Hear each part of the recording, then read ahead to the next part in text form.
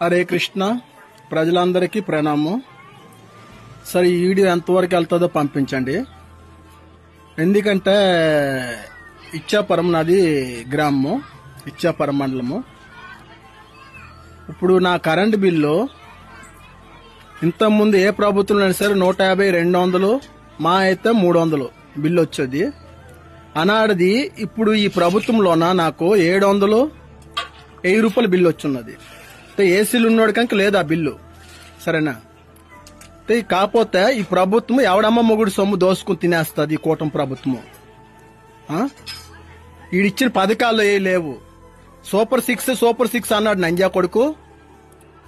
మా ఇంటికి ఇంతవరకు ఒక గ్యాస్ సిలిండర్ రాదు. గ్యాస్ సిలిండర్ కోసం నేను గ్యాస్ కంపెనీకి, బ్యాంకుకి, నేను ఒక సచివాలయం ఒక 20 సార్లు తిరుగుతాను. పని వదులుకొని మేము ఈ గ్యాస్ సిలిండర్ కోసము ఈ బ్యాంకులకి, గ్యాస్ కంపెనీకి తిరుక్కోవాలా? లేకపోతే ఈ ప్రభుత్వం ఇంటింటికాడికి వచ్చి కూటమి ప్రభుత్వము మాకు అలా సూపర్ సిక్స్ ఇస్తామని అన్నారు. ఇప్పుడు ఏమొచ్చి కరెంట్ బిల్ రోజుకి 100 సార్లు 50 సార్లు కరెంట్ బిల్ తీస్తున్నాడు. కరెంట్ బిల్ ఏం కోసం కరెంట్ తీస్తున్నాడు? జటక కోసమా? లేకపోతే ఈ ప్రజల మీద వేసి నాయకులు దోసుకుని కోసమా? ఇది మాత్రము నాకు ఈ వీడియో ఎంతవరకు వెళ్తే అంతవరకు పంపించండి. దీనికోసం ప్రభుత్వము, ఏ ప్రభుత్వం అయినా సరే దీనికి యాక్షన్ తీసుకోవాలి. ఏసీ